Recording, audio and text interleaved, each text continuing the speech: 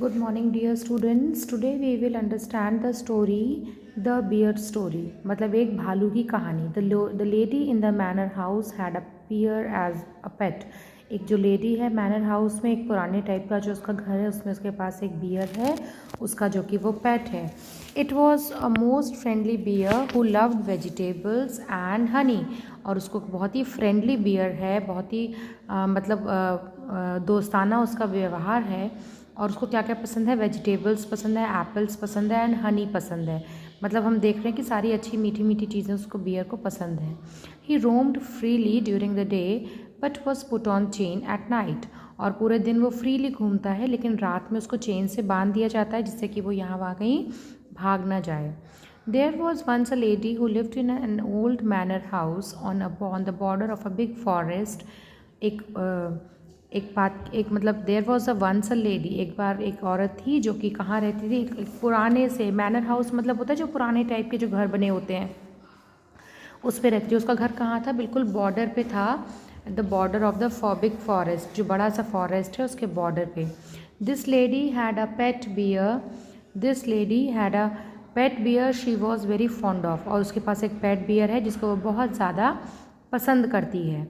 It had been found in the forest, half dead of hunger, so small and helpless that it had to be brought up on the bottle by the lady and the old cook. और वो उसको कहाँ मिला था, उसको half dead मतलब कि आधा मरा हुआ, मतलब आधे मरे हुए अवस्था में बहुत ही वीक मिला था उसको जंगल में.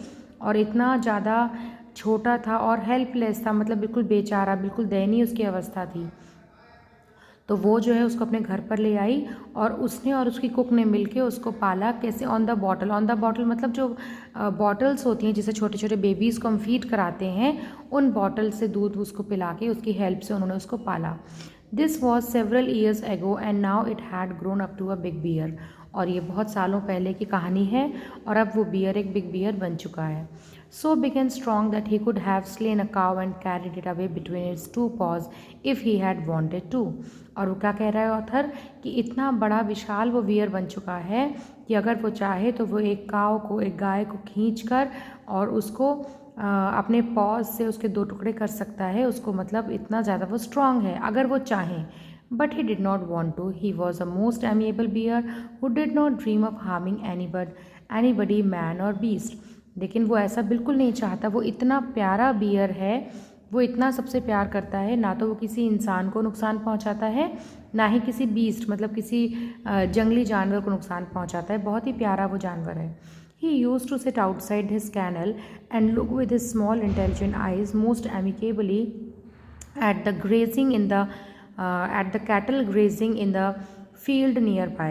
और वो क्या करता है, उसकी जो कैनल है जिस जगह पे वो रहता है उसको कैनल बोलते हैं. और वहाँ वो उसके बाहर बैठ के अपनी छोटी छोटी इंटेलिजेंट आइज़, मतलब छोटी हैं लेकिन बहुत ही होशियार आँखें हैं, उनसे बैठ के वो देखता है बहुत ही प्यार से. जो कैटल्स हैं वो जब ग्रेजिंग करती हैं पास के फील्ड में. The three Shaggy mountain ponies in the stable knew him well and did not mind in the least when he shuffled into the stable with his mistress.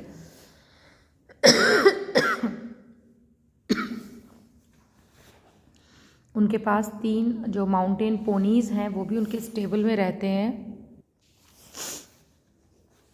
और क्या होता है, जब वो stable is the place where the horses are kept, तो वहीं पर वो जो पोनीज़ जो हैं वो रहते हैं. पोनीज़ क्या होता है, जो एक हॉर्स की एक स्पीसीज़ होती है, दैट इज़ खच्चर जिसको हम बोलते हैं, वो रहते हैं. तो वो वहाँ पे भी अपनी मिस्ट्रेस के साथ चला जाता है. और वो पोनीज़ जो है बिल्कुल भी मतलब पैनिक नहीं होते हैं, बिल्कुल परेशान नहीं होते हैं ये देख के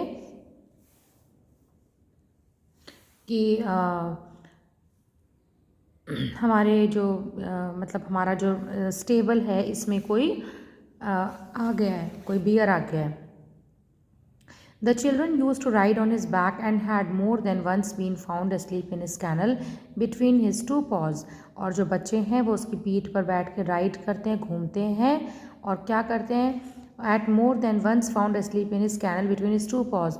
और कब 1-2 बार तो उनको पाया गया है कि उसके कैनल के अंदर वो सो भी गए हैं बच्चे जो हैं. The 3 dogs loved to play all sorts of games with him, pull his ears and his stump of a tall and tease him in every way, but he did not mind it in the least. और जो 3 dogs हैं, पेट dogs हैं, वो भी उसके साथ बहुत सारा खेलते हैं, बहुत इंजॉय करते हैं। और कैसे खेलते हैं वो?